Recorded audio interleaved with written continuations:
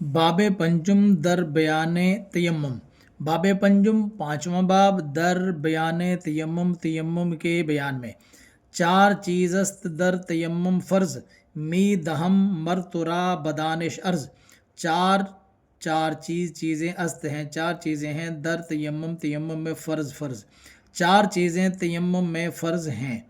می دہم میں دے رہا ہوں، مرترا بالخصوص تجھے، بدانش سمجھداری کے ساتھ عرض پیش، میں خاص تجھے سمجھداری کے ساتھ پیش کر رہا ہوں۔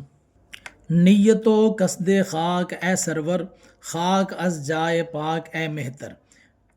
وہ بیان کر رہے تھے نا کہ تیمم میں اتنی چیزیں فرض ہیں، وہ بیان کر رہے ہیں۔ نمبر 1 نیت کرنا، وہ اور قصد خاک مٹی کا ارادہ، اے سرور اے سردار۔ خاک مٹی، از سے جائے پاک، پاک جگہ سے مٹی، اے مہتر اے سردار، یعنی نیت کرنا، پاک مٹی کا ارادہ کرنا، اور جو جگہ ہے جہاں سے مٹی لی گئی وہ جگہ بھی پاک ہونی چاہیے۔ نیت این است گر نمی دانی، کہ نمازت مباح گردانی۔ نیت این است یہ ہے، گر اگر نمی دانی تو نہیں جانتا، دانستن جاننا، داند مضارع، اور داند مضارع پر می لگا، می داند یہ بن گیا حال، اور اس کے اوپر نون لگا تو نمی داند یہ بن گیا فعل حال منفی معروف، تو اس کی گردانی ہوگی نمی داند، نمی دانند، نمی دانی، نمی دانے، نمی دانم، نمی دانے۔ نیت یہ ہے اگر تو نہیں جانتا کیا، کہ نمازت تیری نماز مباح جائز گردانی ہو جائے، کہ تیری نماز، کہ تو نماز جائز کر لے، یعنی تو جب تیمم کرے گا تو تیمم کرتے وقت نیت یہ کرے گا کہ میں تیمم اس لیے کر رہا ہوں کہ میرے لیے نماز پڑھنا جائز ہو جائے۔ ظاہر ہے کہ طہارت حاصل کیے بغیر آدمی جو ہے وہ نماز نہیں پڑھ سکتا، تو اب پانی تو موجود نہیں ہے، تو مٹی استعمال کرنی ہے، وہ نیت یہ ہو کہ اس کے استعمال سے میرے لیے نماز جائز ہو جائے۔ چوں زدی ہر دو پنجہ را برخاک، پس بمالش برو کی گردی پاک۔ چون جب زدی تو مارے، زدن مارنا، زند مضارع، جب تو مارے، ہر دو پنجہ، ہر دو دونوں، پنجہ پنجوں، را کو دونوں ہاتھوں کو، برخاک مٹی پر، جب تو مار چکے دونوں ہاتھوں کو مٹی پر، پس پھر بمال مل مالیدن ملنا، مالد مضارع، بمال امر آ گیا، شین اس کو، پھر مل اس کو، برو با پر، رو چہرے پر، کہ تاکہ گردی تو ہو جائے پاک، پھر اس کو تو مل چہرے پر تاکہ تو ہو جائے پاک۔ پس دیگر بار پنجہ زن برحال، ہر دو ساعد بمرفقین بمال۔ پس پھر دیگر دوسری مرتبہ، پھر دوسری مرتبہ پنجہ زن مار، زدن مارنا، زند مضارع، زن امر، پنجہ زن مار، ہاتھ مار، برحال اسی حال، پھر دوسری مرتبہ پھر اپنے ہاتھوں کو زمین پر مار، ہر دو ساعد دونوں بازوؤں کو، بمرفقین کوہنیوں سمیت، بمال مل دونوں بازوؤں کو کوہنیوں سمیت مل۔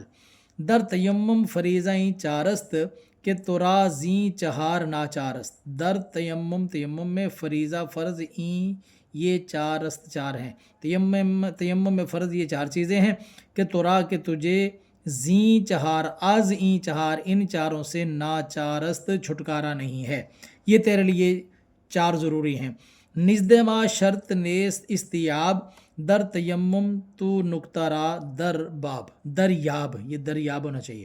نزد ما ہمارے نزدیک، شرط نیست نہیں ہے، استیاب گھیرنا کا مطلب یہ ہوتا ہے کہ جتنا عضو ہے اس کا درمیان میں کوئی حصہ خشک نہ رہنے پائے بلکہ پورے پر مسح ہو جائے، استیاب کا یہ مطلب۔ در تیمم میں تو نکتہ، اس نکتے باریک بات، را کو دریاب جان لے، سمجھ لے، تیمم میں تو اس باریک بات کو سمجھ لے۔ تو ہمارے نزدیک استیاب شرط نہیں ہے، تیمم میں تو اس نکتے کو سمجھ لے۔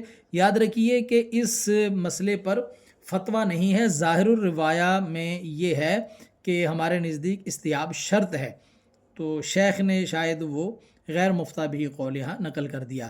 ہر چیاں ناقض وضو باشد، ناقص اندر تیمم او باشد، ہر وہ چیز ناقص توڑنے والی وضو باشد ہوتی ہے، ہر وہ چیز جو وضو کو توڑنے والی ہوتی ہے۔ یہاں سے آگے جو نا وہ تیمم کے نواقص بیان ہو رہے ہیں کہ تیمم کن کن چیزوں سے ٹوٹ جاتا ہے۔ تو ہر وہ چیز جو وضو کو توڑنے والی ہوتی ہے، ناقص توڑنے والی اندر میں تیمم وہ باشد ہوتی ہے، تیمم میں وہ توڑنے والی ہوتی ہے۔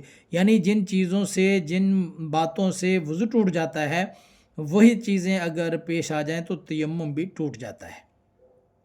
یعنی جتنے بھی نواقض وضو ہیں وہ سارے نواقض تیمم بھی ہیں۔ وَآن کے قادر شود بر آب طہور، زو شود در زماں تیمم دور۔ وَآن کے، اور وہ شخص کے قادر شود ہو جائے بر پر آب پانی طہور پاک، اور وہ شخص جو پاک پانی پر قادر ہو جائے۔ یعنی کسی آدمی نے ظاہر ہے کہ جب تیمم کیا تو وہ پانی اس کے پاس نہیں تھا نا، پانی پر قادر نہیں تھا، اس لیے تیمم کیا۔ اب اگر پانی پر، پاک پانی پر قدرت مل گئی اور وہ پانی استعمال کر سکتا ہے، زو اس سے، زو اصل میں تھا، اس سے شود ہو جاتا ہے در زمان اسی زمانے میں تیمم دور اس سے اسی وقت تیمم دور ہو جاتا ہے۔ ظاہر ہے کہ پانی کی قدرت نہ ہونے کی وجہ سے اس کے لیے تیمم کی اجازت دی گئی تھی، تو جب اس کو پانی مل گیا تو ظاہر ہے کہ اب اس کی وہ اجازت۔ ہر کے میلے ز آب دور بود این تیمم ورا طہور بود، ہر کے جو کئی میلے ایک میل ز آب پانی سے دور بود دور ہو، جو کوئی پانی سے ایک میل دور ہو، این تیمم یہ تیمم ورا اس کو طہور پاک کرنے والا بود ہوگا، یہ تیمم اس کو پاک کرنے والا ہوگا۔ جو کوئی پانی سے ایک میل دور ہوگا، یہ تیمم اس کے لیے طہور ہوگا، اس کو پاک کر دے گا۔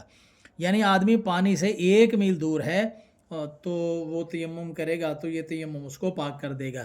ور بود آب کمتر از میلے، ور اور اگر بود ہو آب پانی کم تر از میلے، ایک میل سے کم دور، ایک میل سے کم دور ہے، نیست نہیں ہے در ناروایش، شین اس کا ناروا ناجائز ہونا، در میں قیلے کوئی شک نہیں ہے اس کے ناجائز ہونے میں کوئی شک۔ یعنی پانی اگر ایک میل کی مسافت سے پہلے میسر آ سکتا ہے تو آپ پانی تک پہنچیں اور پانی تک پہنچ کر وضو کر کے نماز پڑھیں گے، آپ کے لیے تیمم کرنا جائز نہیں ہوگا۔ میل در شرع ثلث فرسنگست، گر ترا دانش است و فرہنگست۔ میل در شرع شریعت میں، ثلث فرسنگ کا تیسرا حصہ است ہے، ثلث تیسرا حصہ، فرسنگ میل شریعت میں فرسنگ کا تیسرا حصہ ہے۔ گر اگر ترا تجھے دانش سمجھ است ہے، واو اور فرہنگ عقل است ہے، اگر تجھے سمجھ ہے اور عقل ہے۔ تو میل شرعی مقدار میل کی ہے کہ ایک فرسنگ کا تیسرا حصہ۔ اب فرسنگ کیا ہوگا؟ ثلث فرسنگ ہست 4000، از قدم ہائے اشترے رہوار۔ ثلث تیسرا حصہ فرسنگ کا تیسرا حصہ ہست ہے 4000 از قدم ہائے، قدموں میں سے، اشتر اونٹ، راہوار راہ چلتے ہوئے اونٹ کے 4000 قدم فرسنگ کا ایک ثلث ہے۔ تو جو فرسنگ کا ایک ثلث ہے وہ برابر ہوتا ہے ایک میل کے۔ یہاں تک تیمم کے بارے میں جو گفتگو تھی وہ مکمل ہوئی، اور اگلا باب انشاءاللہ اگلی کلاس میں ہم پڑھیں گے۔